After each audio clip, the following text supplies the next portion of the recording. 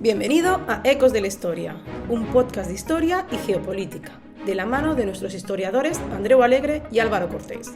Podéis conocerles mejor en nuestros canales de Instagram, YouTube y Twitter, con Álvaro Cortés, historiador en Dinamarca y Copenhague que ver. Y recuerda, quien no conoce su pasado no puede entender su presente.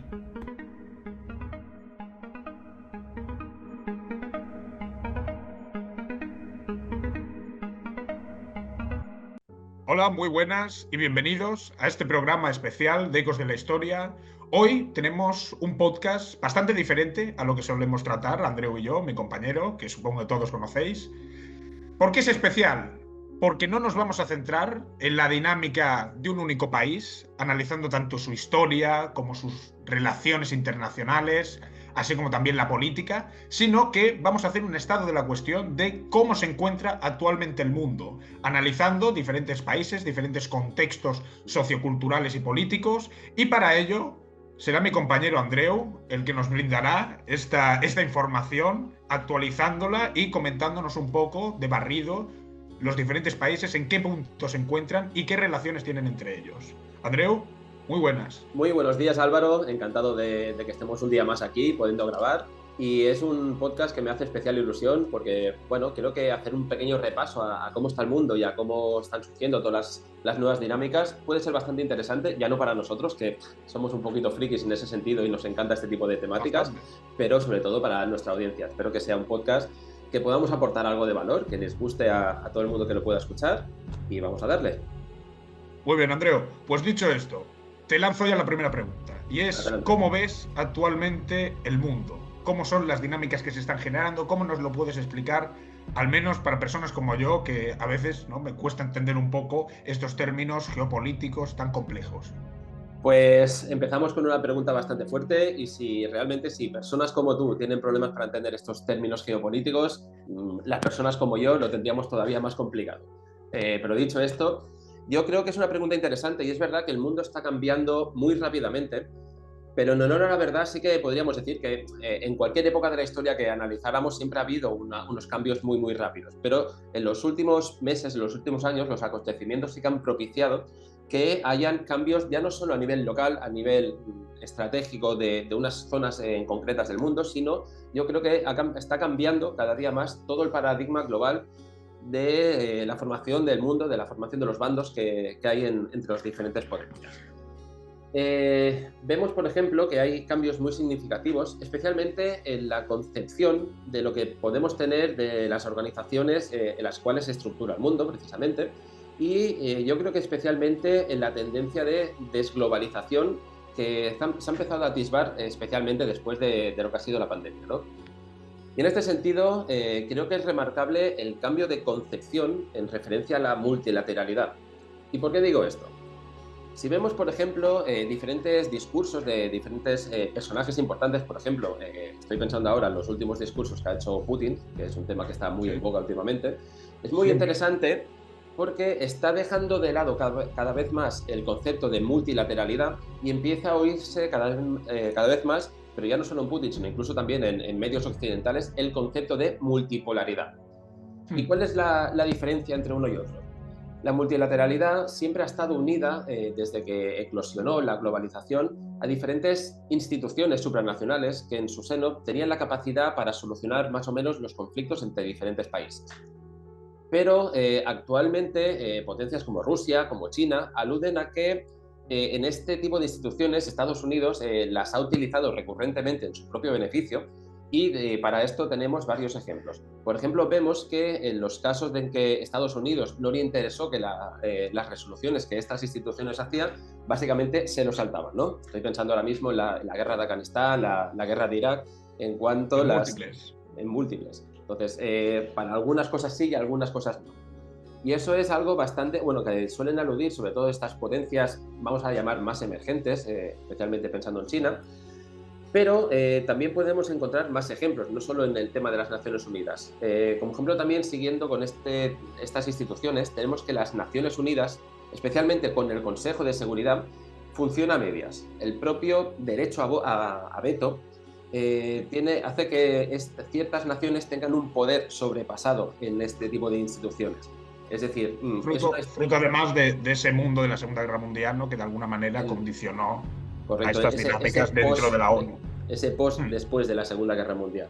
Pero claro, este tipo de institución, con este tipo de mecanismo que en principio se concibió simplemente pues, para que todos los actores principales después de ese mundo, después de la Segunda Guerra Mundial, como tú dices, estuvieran más o menos contentos, hacen que la propia institución sea absolutamente infuncional o intrascendente en la gran mayoría de casos que son realmente importantes. Además, también tenemos otros ejemplos para el tema del cambio de paradigma entre multilateralidad y multipolaridad, y estoy pensando especialmente en el auge de las potencias medias y las medias un poco grandes. Y esto hace que propicie que esta nueva percepción, ya que es por su propio peso en aumento, puede cambiar los equilibrios de poder en determinadas zonas de influencia. Y es aquí sí, el mundo está cambiando y podemos verlo incluso en los números. A nivel económico podemos ver, por ejemplo, que en el año, creo que era el 2000-2001, cogíamos los últimos datos, el G7 representaba el 65% del PIB mundial. Y 20 años después, este mismo G7 no representa ni el 45%. Pero además podemos decir que China pasó en este mismo año, en el año 2000, de un 4% del PIB mundial a 20 años después suponer más del 18%. Eso es un aumento absolutamente brutal. Nunca se ha dado un crecimiento tan grande en ningún país en ninguna época de la historia y solo cabe de recordar que este crecimiento va en aumento. Y viendo esto, creo que la idea que subyace precisamente en estas nuevas potencias es que les puede convenir quizás cambiar el modelo actual basado en estas instituciones donde se deben llegar a acuerdos por consenso a un nuevo modelo donde estas potencias tengan un control más efectivo, más fuerte sobre las instituciones, ya no solo sobre las instituciones, sino sobre todo sobre su propia área de influencia. Otro aspecto interesante es que la multipolaridad se enfoca especialmente en un elemento político, mientras que la multilateralidad fue concebida como un mecanismo casi exclusivo del ámbito del derecho internacional y especialmente del ámbito del comercio. Y esto, si lo viéramos en mapas por países, queda muy bien descrito. Si nos remitimos, por ejemplo, a las resoluciones de Naciones Unidas, una vez más, al respecto de los derechos humanos en Rusia, en China o en potencias totalitarias de este tipo de perfiles, vemos que los firmantes siempre son los mismos, siempre es el bloque occidental, es decir, Europa con Estados Unidos y un poco más Canadá, Australia y Japón y Nueva Zelanda. Pero ya está. Ningún país asiático, ningún país africano, ningún país del centro o del sur de América, más allá quizás de por ejemplo, la Guyana francesa, ratifica normalmente este tipo de resoluciones. Y eso vemos la gran multipolaridad que representa, ¿no? Y esto es un poco también, podemos ver ¿cómo lo diría? Occidentalcentrismo, quizás. Sí. No sé si existe realmente esa palabra, pero es bastante denotativa, si queremos llamarlo así, y ocurre, por ejemplo, con las sanciones también que hay a Rusia actualmente. Otro caso ya sería hablar del tema de Serbia, de Hungría, que creo que ya lo tratamos es un tema complejo, ya lo comentamos por eso. No sé si los otros países, no sé si meterlos dentro del bloque occidental, porque es algo... Están ahí entre dos aguas, sí, entre ese aproximamiento, ¿no? Que han tenido, bueno, que ahora pretenden con la Unión Europea, pero también esas raíces, ¿no? Que hunden a sus relaciones con Rusia. Correcto. Yo te iba a comentar, Andreu, sí. Muy interesante esto que me comentas, ¿no? Del mundo multipolar, ¿no? Porque al final no deja de ser que la toma de decisiones, lo que era la unidad política que había, ¿no? En el pasado, en ese mundo unipolar, por parte, por ejemplo, de potencias como Estados Unidos, con el tiempo se ha ido fragmentando y al final nos encontramos en un contexto donde cada país, ¿no? Quiere llevar a cabo su toma de decisiones, donde ya no hay un país que podamos decir que sea, ¿no? El gran paraguas, el que toma la decisión, el que impone su voluntad. Sí que se produce, pero vemos cómo esta dinámica, ¿no? Con el tiempo, de alguna manera, ¿no? Se está empezando a romper, está empezando, ¿no? A fragmentarse. Y sí, totalmente. Yo supongo que estarás puesto del tema porque ya te conozco y eres una persona que siempre está todo muy, muy puesto al día, mirando diferentes informaciones. Y yo creo que un caso de lo que estás comentando, ¿no? De este mundo multipolar, lo encontramos en una noticia de hace muy pocos días de esta negociación a tres bandas entre Irán, Arabia Saudí, ¿no? Y la propia China, que de alguna manera, ¿no? Nos señala que países como Arabia Saudí, ¿no? Que ha estado tutelada durante mucho tiempo por los intereses que tenía con Estados Unidos, ahora empieza a tomar, ¿no?, sus decisiones propias y a separarse un poco de ese bloque estadounidense y de alguna manera a imponer su soberanía y sus intereses propios. Claro, eso es una noticia que salió hace muy pocos días, no sé si 4 o 5 días, y es realmente muy, muy denotativa de lo que es este nuevo orden mundial, si lo queremos llamar así, y sobre todo del peso cada vez más creciente que tiene China. China ha tenido un crecimiento brutal, pero sobre todo estamos hablando a nivel económico, pero cada vez más está ampliando sus potenciales a nivel militar, a nivel de influencia, y lo vemos muy claramente aquí en este acuerdo que tú comentas. A nivel geopolítico y a nivel de poder de mediación entre países, esto ha supuesto un salto brutal para lo que es la propia China. Pensemos que Estados Unidos, como tú bien dices, siempre ha sido el gran valedor de Arabia Saudí, siempre ha sido el gran amigo, el gran socio estratégico de Arabia Saudí en los últimos 70 años. Podríamos decir que heredaron, ¿no?, esas relaciones que tenía Gran Bretaña con Arabia Saudí, ¿no?, correcto, a la hora de llevar a cabo ese proceso de independencia respecto, ¿no?, al Imperio Turco. Correcto. Y bueno, en los últimos años sí que se ha visto que ha decaído totalmente lo que es la relación bilateral entre Arabia Saudí y Estados Unidos, especialmente después del asesinato del periodista Khashoggi. Sí. Y bueno, y después toda la bola de nieve que se fue haciendo alrededor de eso. Recordemos también que Joe Biden, el actual presidente de Estados Unidos, en plena campaña criticó abiertamente a toda la familia Saud por el trato inhumano que le daba a según qué sectores y especialmente con el tema este del asesinato del periodista. Y a partir de ahí empezó lo que es el declive entre la relación entre los dos países. Pero ¿por qué digo que China ha dado un paso de gigante en cuanto a su proyección de poder para poder mediar entre los países? Recordemos también que hasta hace muy poco Estados Unidos intentó por todos los medios que Arabia Saudí firmara un acuerdo de similares condiciones, no con Irán, sino con Israel. Fue un fracaso absoluto a nivel de diplomacia, fue un fracaso absoluto, no lo consiguieron, pero ahora sí que vemos que China lo ha conseguido, no con Israel, pero sí con Arabia Saudí. Recordemos que Arabia Saudí tiene dos enemigos que son absolutamente acérrimos. El uno es Israel, por el tema de los musulmanes, los judíos, que eso ya más o menos todo lo tenemos interiorizado, pero además también tiene esta rivalidad con Irán, porque son los dos países que representan los dos movimientos musulmanes más importantes. Las grandes doctrinas del Islam. Que es los chiíes y los sunitas. Entonces, digamos que los dos grandes enemigos de Arabia Saudí son Israel y Irán. Estados Unidos no consiguió ningún tipo de acuerdo de Arabia Saudí con Israel, pero China sí que lo ha conseguido con el otro gran enemigo.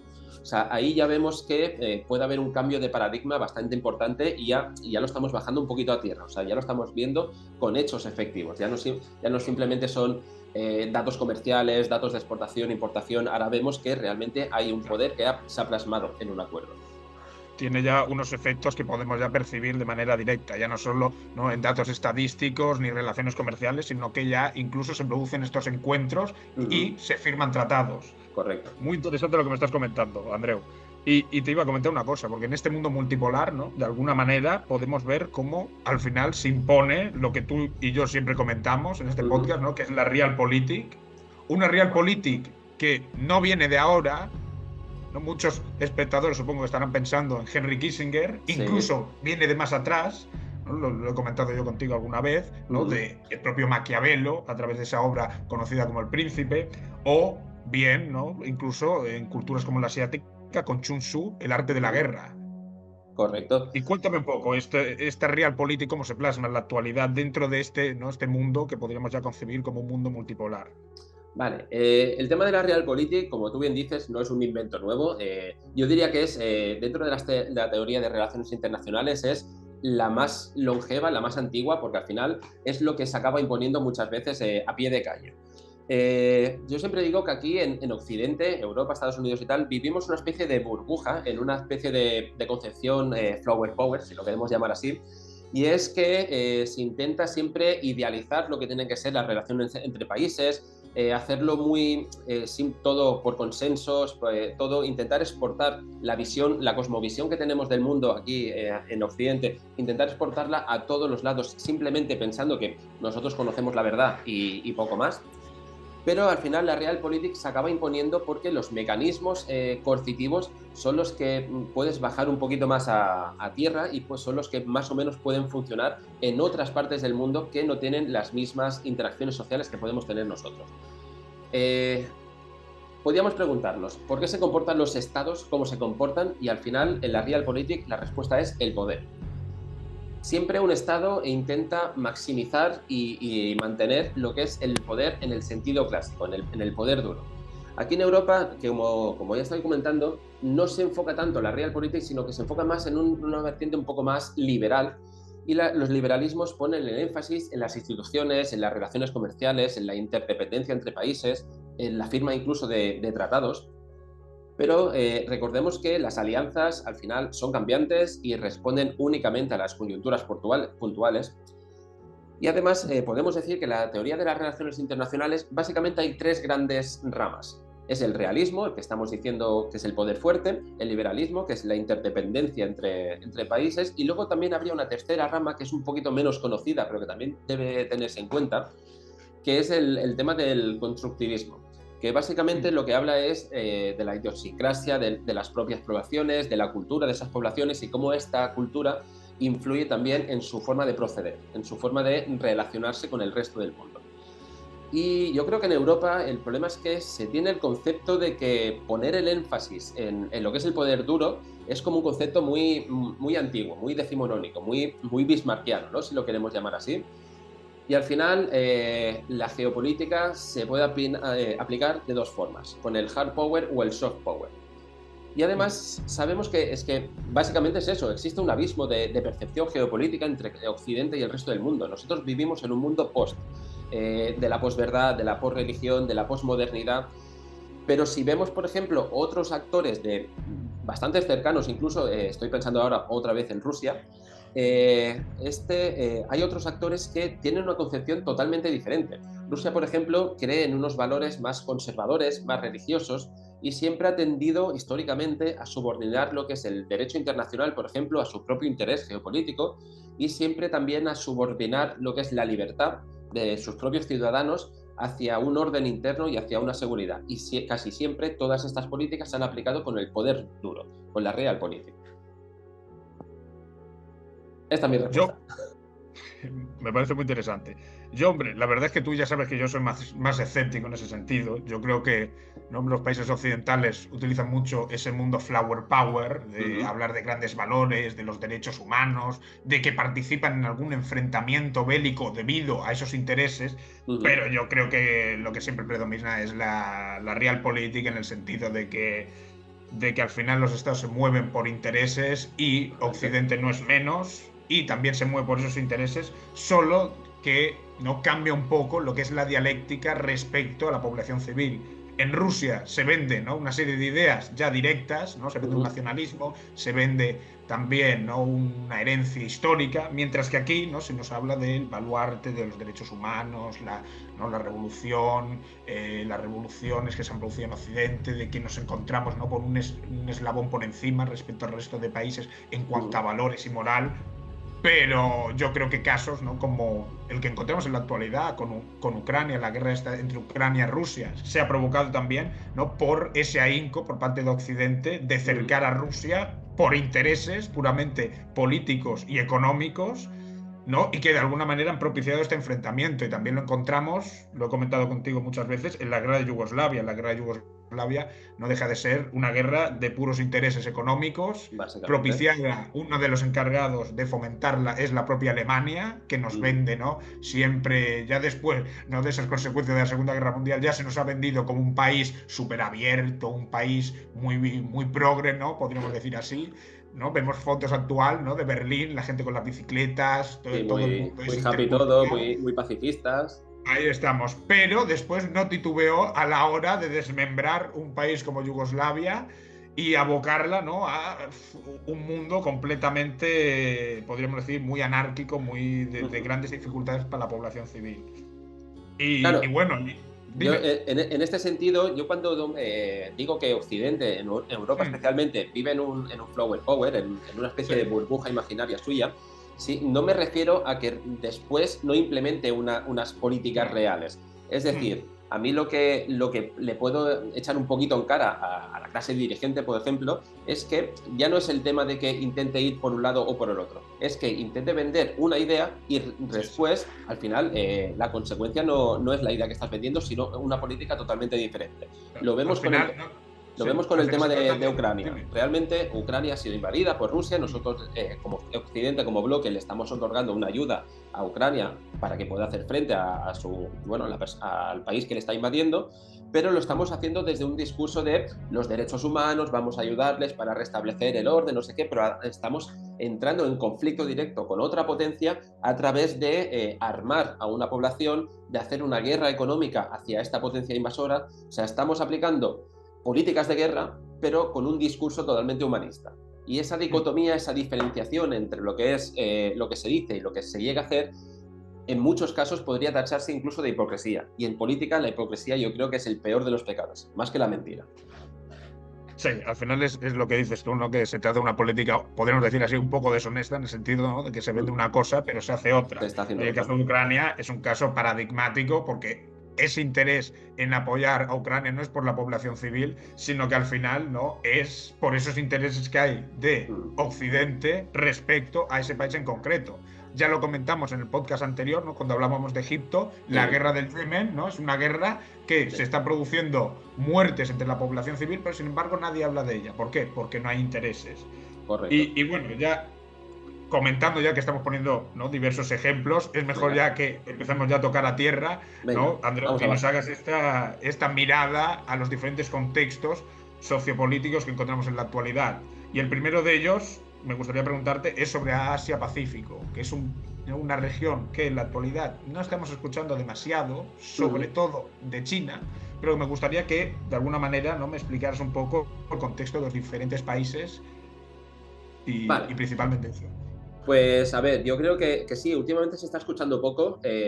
Claramente esta situación que tenemos en Europa, el tema de la guerra y tal, está copando todo lo que es el discurso informativo, pero debería hablarse bastante más, porque Asia-Pacífico al final va a ser uno de los motores del mundo, va a ser uno de los motores de cambio del mundo especialmente, y deberíamos estar mucho más centrados en lo que pueda suceder en esa parte del mundo, porque al final nos va a repercutir, seamos europeos, americanos o de cualquier otro lugar. Pues hablando un poquito de la situación, yo creo que Asia-Pacífico ha cambiado sorpresivamente poco en los últimos años. Sí que es verdad que se ha deshinchado un poquito el globo este de China, sobre todo a nivel económico, y esto no es una broma, el tema del globo, por todos los globos que han aparecido en diferentes partes del mundo, que dicen que son sondas espías, pero bueno. Pero yo creo que sigue siendo la parte del mundo con mayor proyección de crecimiento, no solo a nivel económico, sino, como ya hemos hablado antes, también a nivel de proyección de poder, tanto en las modalidades de soft power como de hard power. Y lo hemos visto con lo que comentábamos antes de Arabia Saudí con Irán. Sí. China sigue liderando muchas carreras, a pesar de que siga habiendo una guerra comercial entre este país y Estados Unidos, de la cual aquí también cabría preguntarse quizás por qué no se habla apenas ya de esta guerra comercial que hay entre los dos países, sobre todo desde que está Biden en el despacho Oval. Parece como si no interesara hablar del tema porque ya no se puede atacar a Trump, ¿no?, por el tema de los aranceles. Y no olvidemos también, por ejemplo, que China es importante. A nivel internacional estamos viendo que no ha tenido un papel influyente de apoyo a Rusia, perdón, básicamente porque no ha tenido un papel, no ha podido argumentar un discurso en apoyo de Rusia, porque entonces perdería toda la legitimidad para su propio discurso con Taiwán. Es decir, Rusia está invadiendo un país que tiene un territorio soberano. Si China hace un apoyo explícito a la potencia invasora, luego no puede vender, moralmente no está bien visto, que venda que Taiwán sigue siendo parte de su territorio legítimo. Y luego, yo creo que en Asia, sobre todo, hay que estar muy atento a cómo se desarrolla lo que es la rivalidad entre China y su vecino, la India. Sabemos que la India también es una potencia tremendamente emergente, tiene un poderío potencial muy grande, sobre todo a nivel de población. En pocos años va a superar en en población a la El propia número China. de población. Incluso se calculaba que podía ser este mismo año, por Este esa mismo tendencia año. a la baja de la natalidad china. Claro, China estamos viendo el típico modelo de país que va progresando a nivel social y a nivel económico, que en cuanto va subiendo su poder adquisitivo de la clase media y van saliendo las personas de la Claro. clase pobre, cada vez la natalidad se va menguando y por lo tanto El se va caso invirtiendo chino, un poquito lo que es la pirámide poblacional. Lo que pasó en su momento en Estados Unidos, ha pasado en Europa. Lo que ha pasado en todos los países desarrollados del En mundo. todos los países que han tenido un desarrollo, pero en China es Mm. especialmente importante porque ha tenido un desarrollo especialmente rápido. Y Claro. bueno, eso puede dar algunas coyunturas puntuales bastante interesantes que podíamos ver. Pero digo esto tengamos en cuenta, Andreu, que es una potencia, o sea, el caso de China, ¿no? La República Popular China se fundó en 1949, o sea, menos de 100 años, ¿no? Se ha producido esta tendencia. Y cuéntame, Claro, sigue. y simplemente un pequeño apunte de lo que te dices. Yo no lo pondría desde la fundación de la República, sino sobre todo desde los cambios económicos de los años 70, las liberalizaciones del sector económico, porque pensemos que antes China estaba prohibido tener un segundo hijo y ahora están propiciando que se tenga un segundo hijo. Y eso es a raíz de los cambios económicos de los años 70 y 80. Claro. Pero bueno, comentábamos esto de la rivalidad entre los dos países. Si quieres lo explicamos un poquito mejor. Y sobre todo Sí. me gusta mucho poner un pequeño ejemplo, y es el ejemplo de las Islas Malvinas. Las Maldivas, perdón. Las Maldivas son un pequeño grupito de islas que no tendrían ningún tipo de importancia si no estuvieran metidas dentro de este juego entre las dos grandes potencias. ¿Por qué? Pues en este pequeño país podemos ver más la lucha, sobre todo por el control marítimo que tienen entre los dos países. Las Maldivas es un caso bastante paradigmático en este sentido, porque es un país pequeño por extensión y de pocos habitantes, pero por su propia orografía y especialmente por su posición geográfica, está en una de las zonas más importantes del mundo. ¿Y por qué? Primero, porque está muy cerca de la India y de también lo que sería Sri Lanka, que eso ya le pondría como un actor bastante importante, pero además se encuentra en pleno centro de las diferentes rutas marítimas comerciales del mundo. Estamos hablando de las rutas, de todas aquellas rutas que pasan por el estrecho de Malaca, que es posiblemente el punto más crucial a nivel de comercio del mundo, y también por las diferentes rutas que van desde el sudeste asiático hasta Europa y especialmente hacia Oriente Medio, que son todas las interconexiones marítimas del comercio de estos países y de la importación y exportación de hidrocarburos. Por lo tanto, es un país especialmente importante. Y estamos viendo que en los últimos tiempos está habiendo una separación entre lo que es la política de estas islas, entre los que apoyan unirse mucho más a China y unirse mucho más a la India. ¿Por qué está pasando esto? Porque al estar en ese punto geográfico, confluyen en el interés de los dos países para poner bases, especialmente comerciales y militares, por lo que entendemos las dos grandes iniciativas de la India y de China, que es el collar de perlas y el collar de diamantes, que son la nueva ruta de la seda que quiere hacer China y la contraprestación que quiere hacer la India para que no tenga tanto poder su vecino, que es el collar de diamantes, que es más o menos la misma estrategia, pero con otros puntos de interés, de conflicto. Una especie de contrarréplica, ¿no? Podríamos Una decir. especie de contrarréplica. Sí que es verdad que es una contrarréplica que está bastante menos desarrollada, pero bueno, que también se ha implementado bastante más tarde, pero que tiene también un potencial bastante grande.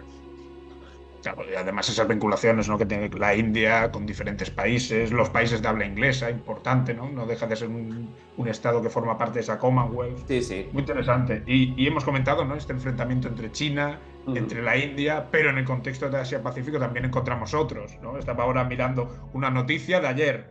Sí. Corea del Norte lanza misiles balísticos con motivo a la visita del presidente surcoreano a Japón. Y también anunciado el primer ministro de Japón, Fumio Kishida, anuncia que va a destinar un importante aumento de presupuesto militar para los próximos años, ¿no? Vemos esa tendencia también, ¿no? Este enfrentamiento abierto.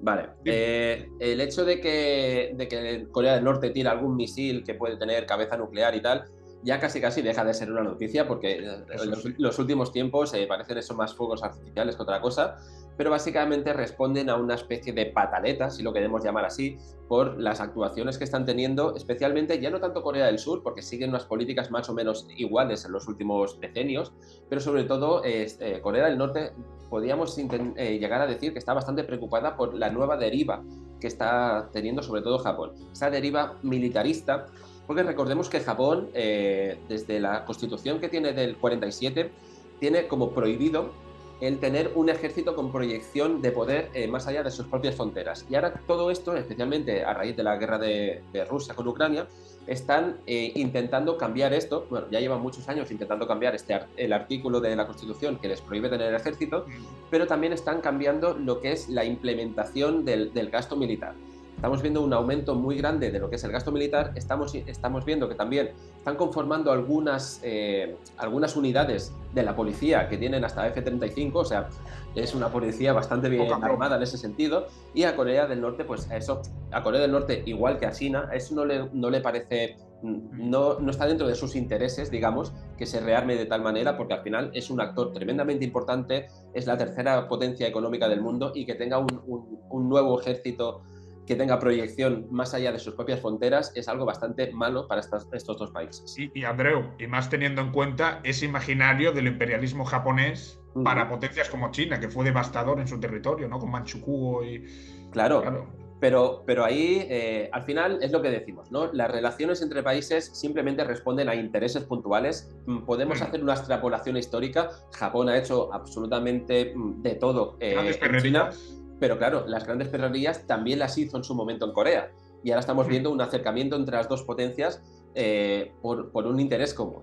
Así que muchas veces la historia sí que es, bueno, el hilo conductor entre la relación de países, pero... El gran discurso. El gran discurso. Pero al final los intereses son los que son, y si tú eres enemigo mío en un pasado, pero ahora me interesa más acercarme a ti, no hay amigos en geopolítica, solo hay intereses comunes. Perfecto, Andreu. ¿Y algún país que debamos de tener en cuenta a la hora de pensar en Asia-Pacífico, que no lo encontremos en muchas noticias, pero que sin embargo debamos de estar al menos cautelosos o con un cierto interés? Vale, pues aparte de China, con todo el tema de la India, también con las políticas con Taiwán, lo que hemos comentado de Japón y tal, yo pondría especial ojo en la situación de Pakistán. ¿Por qué? Sí. Pakistán está viviendo unos momentos de inestabilidad política absolutamente brutales, de inestabilidad financiera, territorial, incluso a nivel militar. Hay enfrentamientos entre diferentes facciones dentro del propio país, pero de una magnitud que hacía muchos años que no se veía. Y cabe recordar simplemente que Pakistán es una potencia militar y es una potencia nuclear especialmente. Claro, imaginemos que estas tensiones que hay internas y esta política puede derivar en una guerra civil realmente, y una guerra civil en una potencia que tiene armamento nuclear. Yo iría con bastante cuidado y deberíamos tener un poquito de ojo con este tema. Hay que ir con mucho ojo. Muy bien, Andreu, pues habiendo analizado el contexto de Asia-Pacífico, yo creo que es bastante importante tratar el tema del continente africano, un continente el cual está muy olvidado, sobre todo por las diferentes noticias que nos llegan a nuestro país, pero que, sin embargo, no deja de ser un continente muy importante, el cual vemos como diferentes potencias están en pugna por hacerse con un control, podríamos decir, económico e ideológico incluso, entre los diferentes países de este continente. ¿Nos puedes explicar un poco, Andreu? Bueno, simplemente hacer la puntualización de que África siempre ha sido el terreno de batalla de las diferentes potencias, desde las épocas de las colonizaciones hasta el día de hoy. Simplemente es quien realmente controla más territorio o más materias primas, pero siempre ha sido como el campo de batalla de todas las grandes potencias. Pero África, yo así a nivel global, la sigo viendo como el eterno continente a punto de eclosionar, podríamos decir, pero que no acaba de hacerlo pues básicamente por las interminables luchas intestinas que hay en forma de guerras civiles, de problemas étnicos, de diferente índole. Pero yo creo que para ver un poquito lo que es el contexto de África, debemos hacernos una pregunta, que es una pregunta bastante clave, y es que ¿por qué Francia está perdiendo cada vez más apoyo de los diferentes países, apoyo popular de los países africanos, y cómo este apoyo que está perdiendo Francia está pasando cada vez más a manos rusas? Y eso es un tema que yo creo que es muy interesante, que es muy relevante a nivel geopolítico, y es algo que realmente no se está escuchando en ningún sitio. Solo escuchamos, claro, lo que nos interesa un poquito más a nivel europeo, que es el tema de Ucrania, pero no estamos viendo cómo se está metiendo Rusia cada vez más en nuestro patio trasero, si lo queremos llamar así. Rusia está proyectando cada vez más su poder hacia África, en parte también porque está perdiendo el poder sobre su área de influencia, que es más tradicional, que es básicamente lo que sería todo el Asia Central. Y esto lo vemos sobre todo en los conflictos que está teniendo con Kazajistán, la guerra que hay entre Armenia y Azerbaiyán, que recordemos que Rusia es el actor intermediario entre los dos y se está viendo imposibilitado de cumplir con su papel, con su propio cometido en esta zona del mundo. Y muchos otros países del centro de Asia cada vez están mirando más hacia Pekín y dejando de mirar hacia Moscú. Por eso ha intentado encontrar un nuevo tablero de juego al que proyectarse. Y este tablero de juego es básicamente África. Te habías quedado un poquito congelado, cosas del directo. Recordemos también que el colonialismo francés a nivel histórico fue terrible y yo creo que se podría decir que incluso no acabó de irse nunca Francia de los territorios que controlaba. Por ejemplo, te doy el dato de que en el momento que descolonizó Francia los diferentes países, se quedó con la potestad de controlar su economía y eso lo hizo a través del franco CFA. El franco CFA es la moneda de curso legal actualmente de más de 14 países. Y esta moneda está ligada, antes estaba ligada al franco francés, ahora actualmente está ligada al euro. Pero recordemos que todos estos países tienen sus reservas de divisas y su control monetario está radicado en París. Por lo tanto, Francia es la que controla toda la política monetaria de estos diferentes países. Es un neocolonialismo en versión económica. Vemos también que Francia, muy al contrario de quizás la percepción que puede tener mucha gente sobre su papel, especialmente a nivel político y a nivel duro, con su ejército, ha apoyado tradicionalmente muchas dictaduras en estos países africanos porque quería asegurarse los recursos naturales que extrae de estos propios países. Francia sigue teniendo grandes contingentes de militares en diferentes sitios como son por ejemplo Nigeria, Burkina Faso, Mauritania y el Chad. Y muchas veces una de las cosas que se les echa en cara, digamos, es que el apoyo militar en estos países se ha centrado única y exclusivamente en las zonas donde tenía intereses comerciales, donde tenía intereses de empresas francesas, especialmente de extracción de minerales, de diferentes hidrocarburos, sobre todo de temas para sus centrales nucleares, de plutonio y de uranio, perdón. Y esto es, pues, vemos que sigue teniendo mucha presencia, mucho poderío de intersección, de poder controlar básicamente lo que son las políticas de estos países, pero además se ha creado muchos enemigos en este sentido. Y esto Rusia lo está aprovechando muy bien.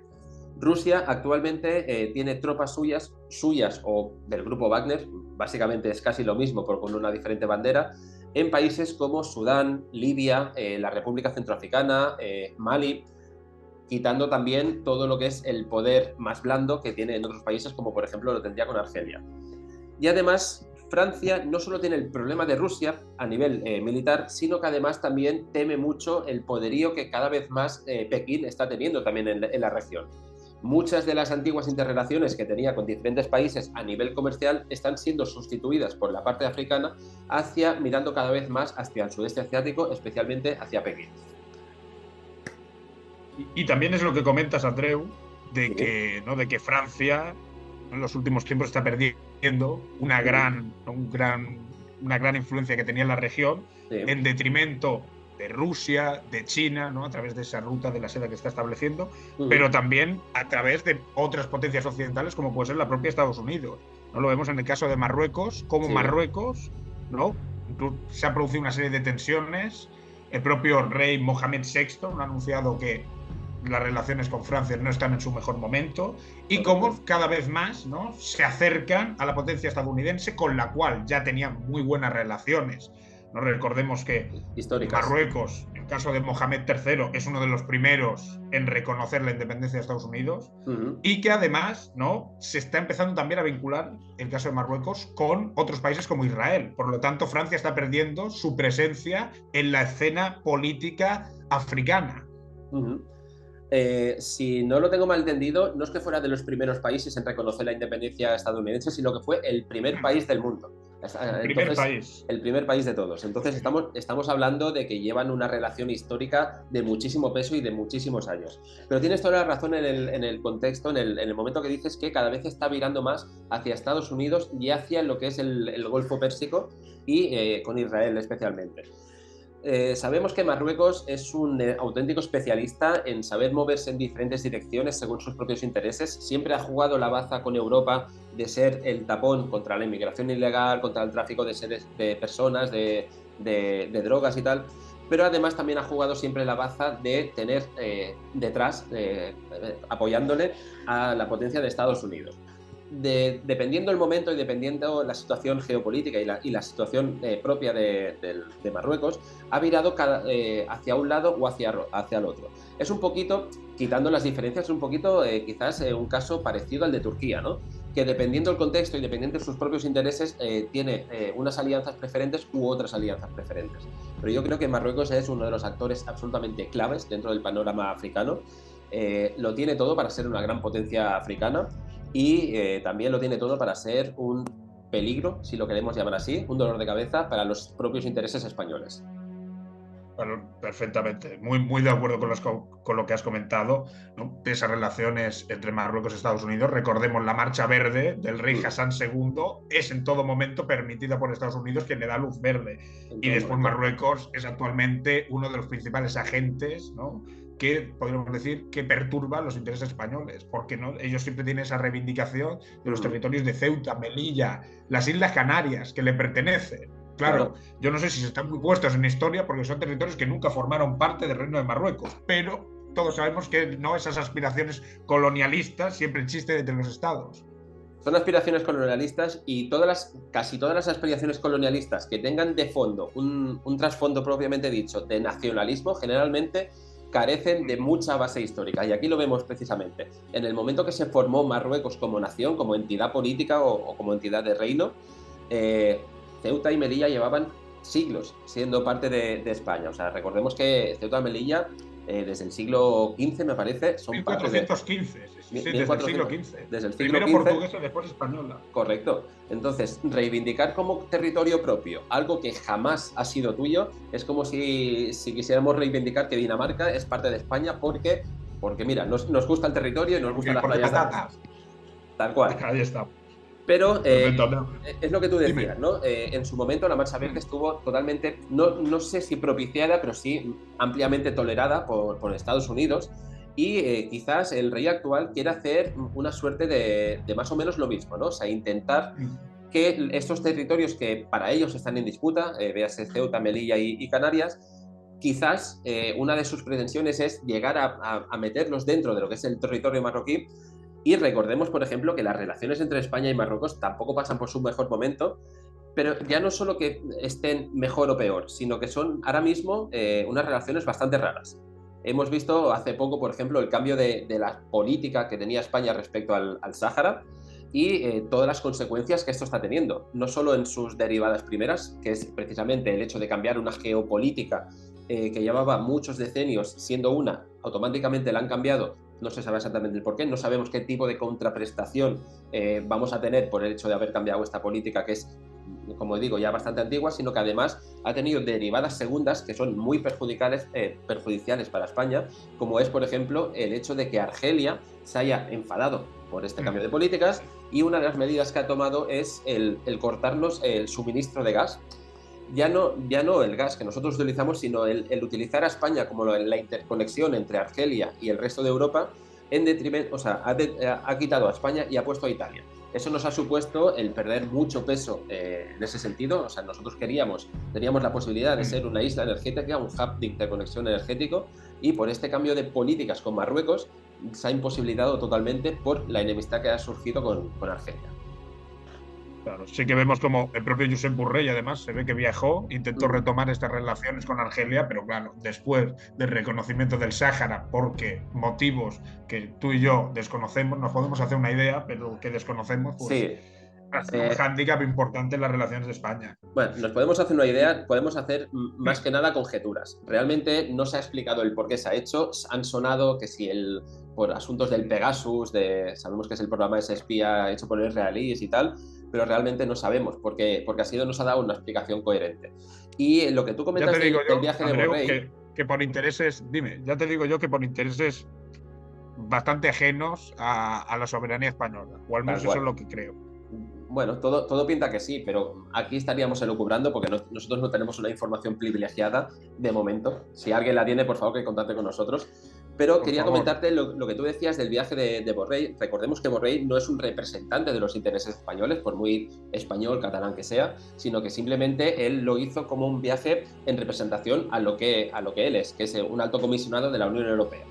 Realmente, a nivel de la Unión Europea, le da exactamente igual si el gas pasa de Argelia a Francia por España o por Italia. Al final, la Unión Europea se vende como un conjunto, es una entidad política en ese sentido en conjunto, y simplemente este cambio que ha hecho Argelia no afecta nominativamente a la Unión Europea para nada, solo afecta a España, pero va por otro país. Claro, Andreu.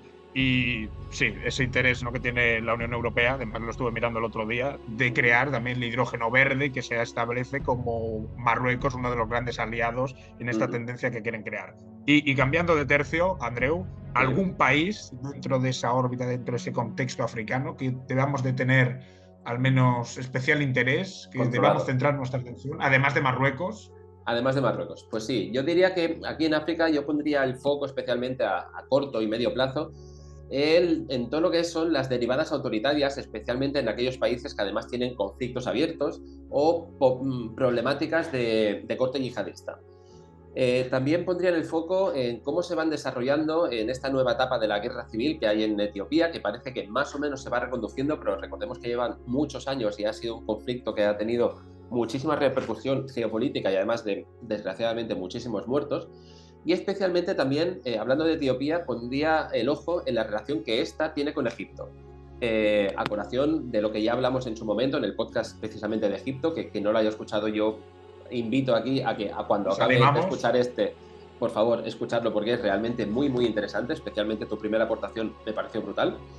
Pero sabemos que estos dos países tienen una relación muy tensa en los últimos años por la construcción de la presa del Renacimiento, que es tan importante para Etiopía, para su desarrollo energético y económico, pero puede ser tan perjudicial para países como Egipto. Luego también pondría el foco mucho en Nigeria. Nigeria, desde hace ya muchos años, es como el eterno país que tiene que coger, digamos, las riendas del continente africano. Es un país que tiene un potencial económico enorme, tiene un potencial demográfico especialmente también enorme, pero por los mismos problemas que estamos comentando, ¿no? de problemas intestinos, de entre facciones de diferentes, sobre todo, tendencias religiosas, pues no acaba de dar ese salto, ese paso adelante que debería dar.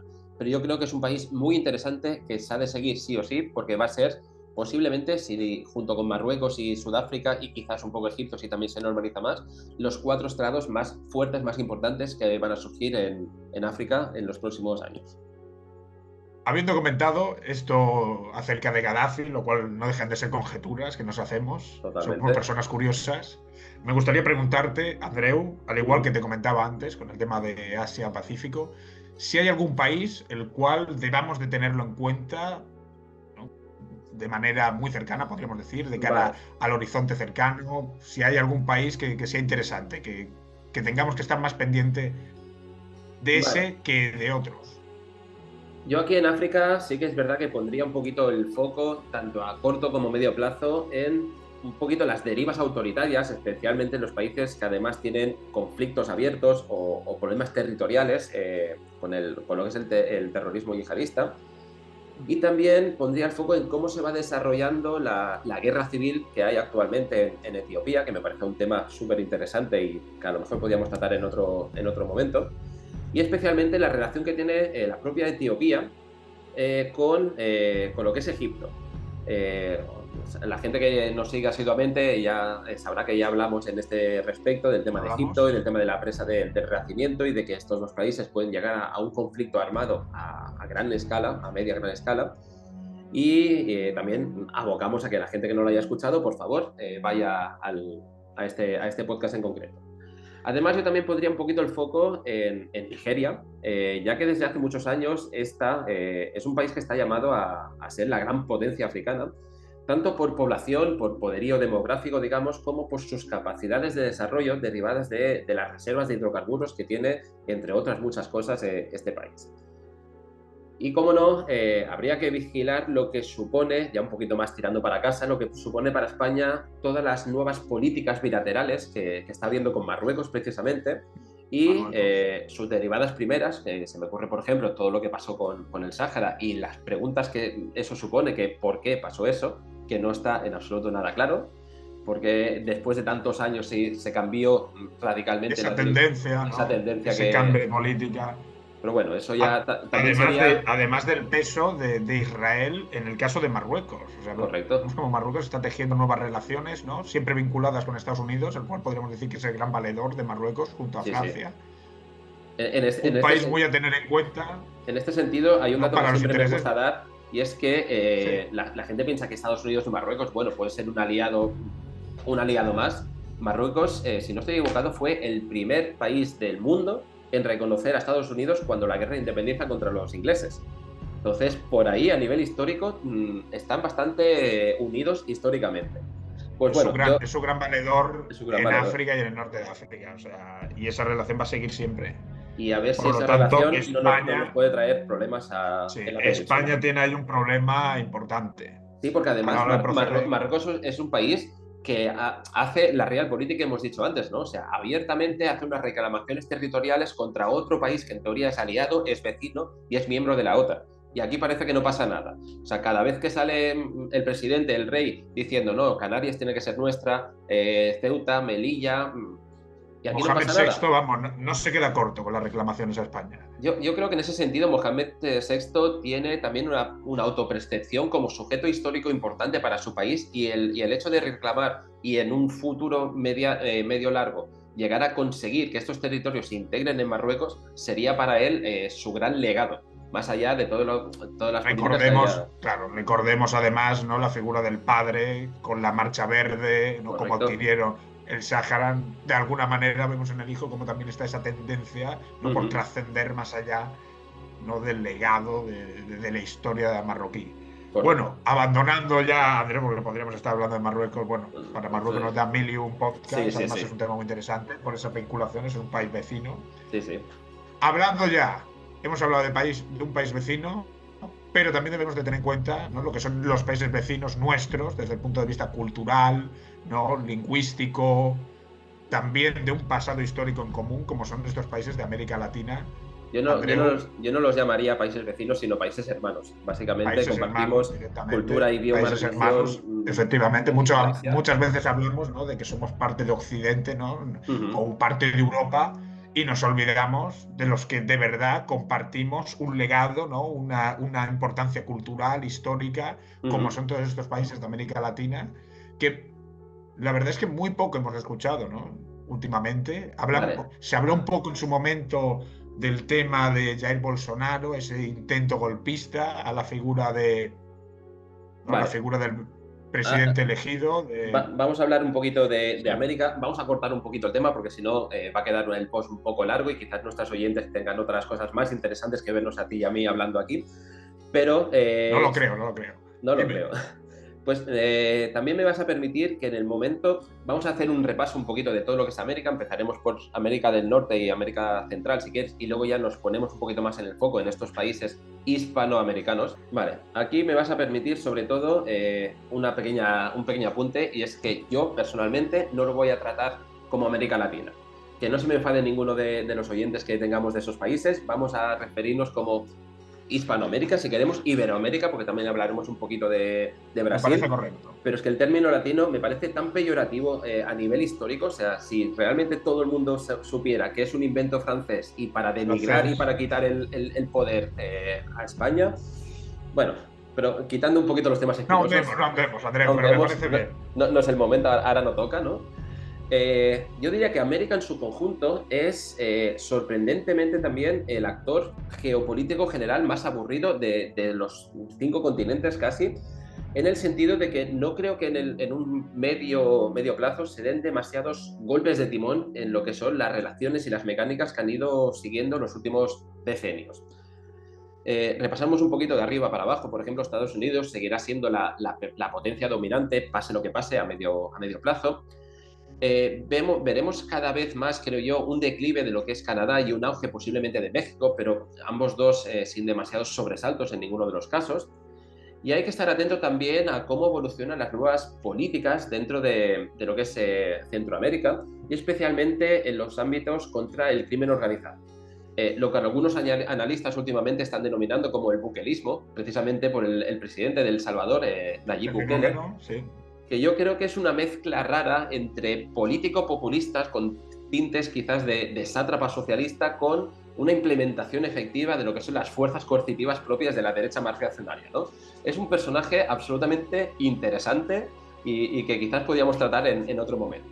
Vemos cómo ha erradicado, ¿no?, de una manera tajante todo el crimen de las maras, que Sí. tenía una gran implementación en este país. Sí, lo ha hecho de una manera radical, pero además yo diría que lo ha hecho de una manera muy maquiavélica. Es decir, vamos a cumplir este objetivo y vamos a saltarnos absolutamente todas las trabas, por muy burocráticas, por muy legales que hayan, ¿no?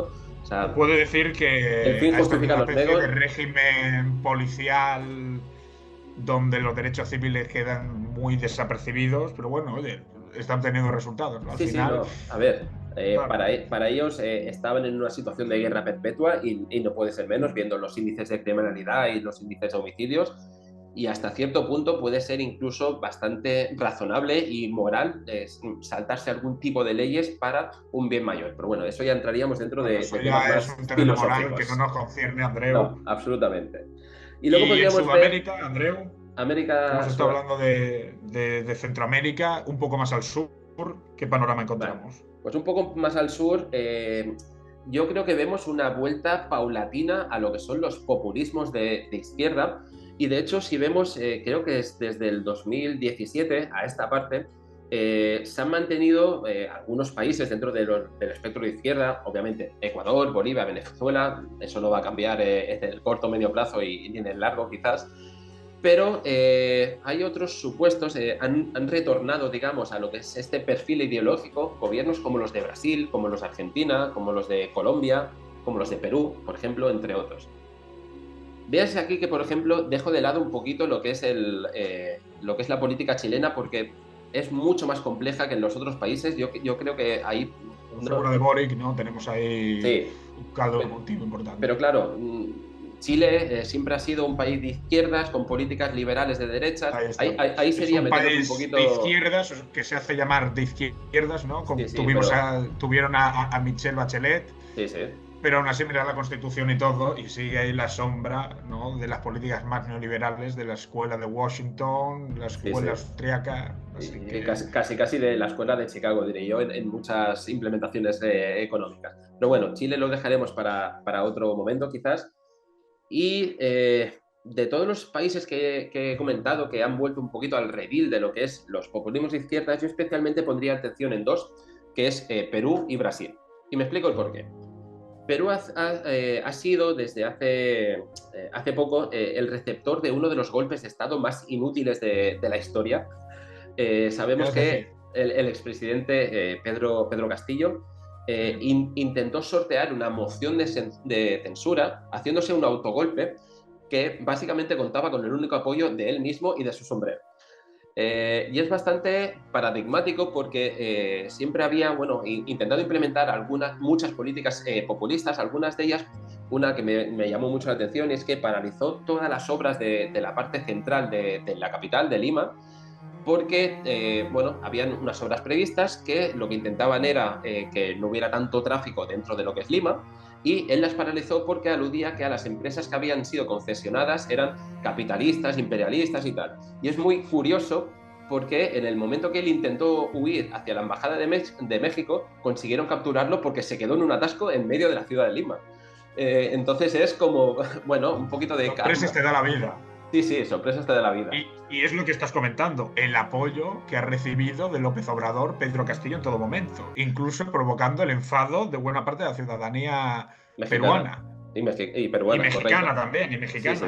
Pero bueno, en ese sentido México también es un caso aparte, porque México es un país que se intenta llevar bien con todo el mundo. O sea, te aplica una política y luego te aplica otra. No, yo a Taiwán no quiero saber nada, pero luego sí que abro una embajada o cosas así. O sea, intenta jugar a tantas bandas que a veces es un Salvo por poquito esas reclamaciones absurdas que hace de vez en cuando, ¿no? Al rey de de España. pedir perdón Por el y resto, podríamos devolvernos. decir que es un país que tiene un potencial brutal, pero que Sí. sin embargo no se está produciendo, ¿no?, los factores que pueden condicionar este desarrollo. Una Básicamente pena. tienen dos problemas, que es la política y el narcotráfico. A nivel de potencial, tienen materias primas, tienen una posición geográfica increíble al lado de la mayor potencia del mundo. Si consiguen paliar un poquito el tema político, el tema del narco, México será una de las grandes Yo potencias creo aún con así, diferencia. Andreu, que el gran problema que tiene es precisamente que su vecino es esa gran potencia, la cual le vale.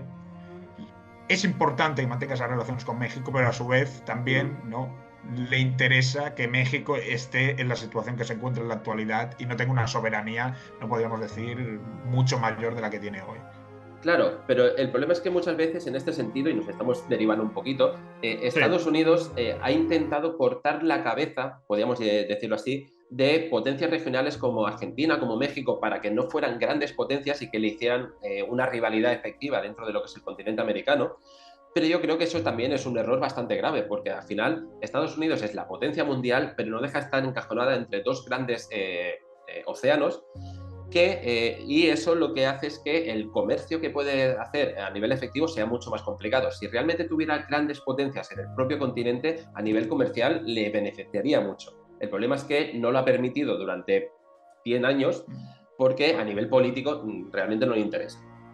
el destino manifiesto, ¿no? Todas estas doctrinas políticas. Sí, Y sí. Andreu, ya para retomar un poco el hilo, Venga. dentro de este contexto americano, te vuelvo a hacer otra vez la misma pregunta. ¿Algún país que debamos de tener en cuenta, al menos en el horizonte más cercano, en el futuro, ¿no?, más próximo? Vale. A nivel particular, yo seguiría un poquito con Perú precisamente, porque es un caso bastante paradigmático de lo que podía ser Hispanoamérica. Perú era considerado como uno de los tigres, por llamarlo así, de Hispanoamérica, como si fuera un símil de los tigres asiáticos, un país con mucha proyección. De hecho, durante muchos años estaba con unos crecimientos superiores al 8% de su PIB interanuales. Lo que pasa También la venta que de las commodities, ¿no? correcto. El problema es que, ¿cuál es el problema de casi todos los países hispanoamericanos? Perdón.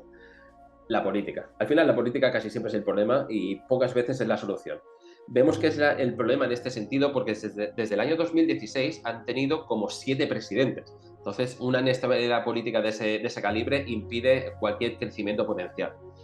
Y además, este propio golpe de Estado ha provocado una inestabilidad del país que sigue sin resolverse y que ha dado de resultas decenas y decenas de muertos en las calles y las protestas, hasta el punto de que países como España, por ejemplo, han restringido la venta de material policial al propio Perú. Pero bueno, yo vigilaría cómo va esta deriva para que no acabe en una fractura mayor, una potencial guerra civil casi. Y luego también pondría mucho el foco en lo que es Brasil. Brasil, con su presidente Lula da Silva, que recordemos que bueno, es un presidente populista de izquierdas, pero que además fue condenado por casos de corrupción, por el tema de Petrobrasil y tal, ha vuelto... Cogidos por pinzas, por eso. Sí, pero bueno, es un superviviente político que ha vuelto a la palestra y ha vuelto a la presidencia del país más grande de todo el sur de América.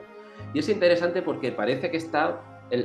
aun a pesar de ser de izquierdas, está promoviendo de una manera muy fuerte el retomar el acuerdo de libre comercio que se estaba negociando entre lo que es Mercosur y la Unión Europea, que llevaba tantos y tantos años atascados en la mesa de negociaciones, especialmente por las propias peticiones de Brasil, pero además también de Argentina. Y ahora lo que está intentando propiciar es que Mercosur sea una institución que funcione, cosa que hasta ahora sería bastante discutible, y que además pueda llegar a tener el mercado europeo como su principal socio comercial.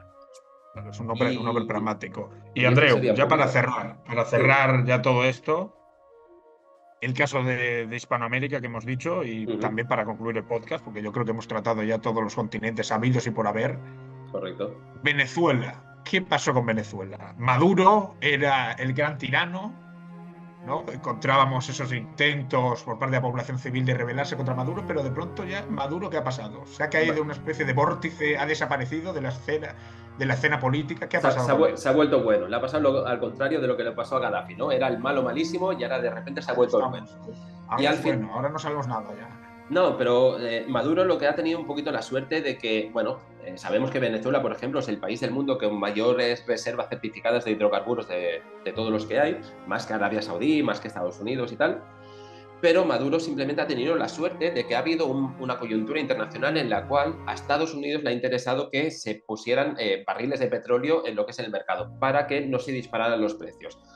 Hay mucha gente que sigue estando equivocada con el tema de Estados Unidos con el petróleo. No le interesa comprar petróleo a nadie porque Estados Unidos se autoabastece de hidrocarburos y además es un exportador neto. Bien, Pero claro. sí que le interesa que hayan que los precios de las commodities sean lo suficientemente bajos como para propiciar un intercambio comercial a nivel internacional. Y por eso hemos visto políticas como, por ejemplo, las que hizo Biden hace unos meses de permitir a empresas americanas, como creo que fue ExxonMobil, hacer nuevas prospecciones, nuevas inversiones extranjeras en Venezuela.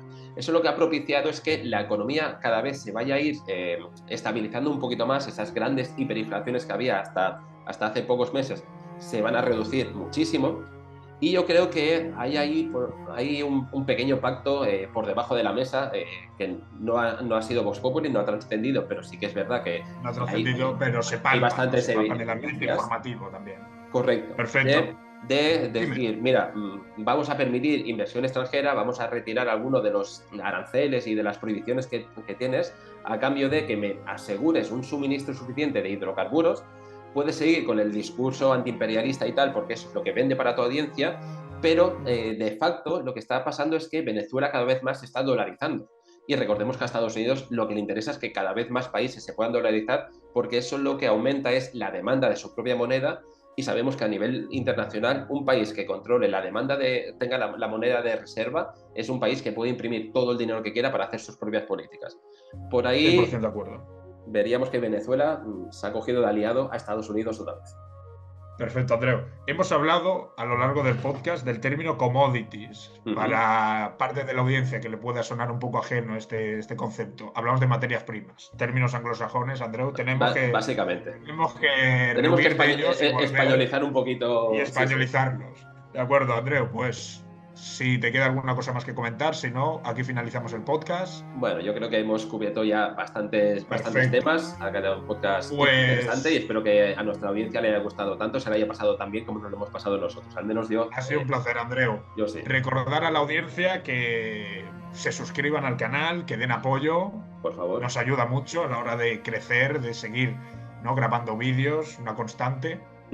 Y también que si tienen alguna duda acerca de lo que hemos hablado, algún dato importante de algún país que nos hayamos olvidado o incluso rectificar algún dato que hayamos podido decir, por favor, la bandeja de comentarios está ahí por algo.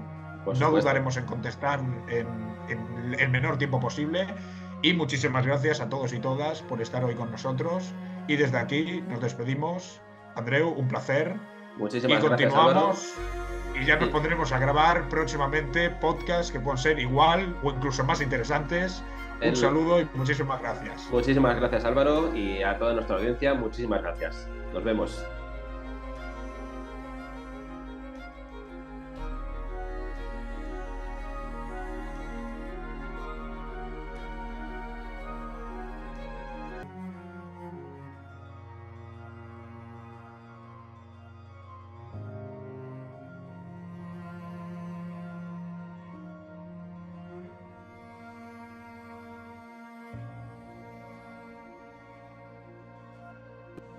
Os dejamos una recomendación de un libro sobre el tema de este podcast en la descripción y en el primer comentario, junto con los canales Ecos de la Historia, Historiador en Dinamarca y Copenhague que ver, para que si te ha gustado este podcast lo compartas y así nos ayudes. Y recuerda, quien no conoce su pasado no puede entender su presente.